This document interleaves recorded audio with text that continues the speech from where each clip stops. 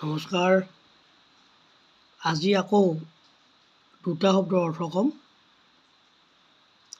ধুনীয়াকৈ শুনিব। আশা কৰোঁ আপোনালোকে সদায় এনেকৈ দুটা শব্দৰ অৰ্থ বুজিবলৈ সক্ষম হ'ব। আজি এটা শব্দ হৈছে অচকেবেই। অচকেবেই। অচকেবেই হৈছে কাৰ্বি নিচুকনি গীত। আমাৰ যি অসমৰ ভূমিপুত্ৰ কাৰ্বি জনগোষ্ঠী আছে, তেওঁলোকৰ এটা নিচুকনি গীত অচকেবেই বুলি কয়। আৰু এটা আছে অচপি।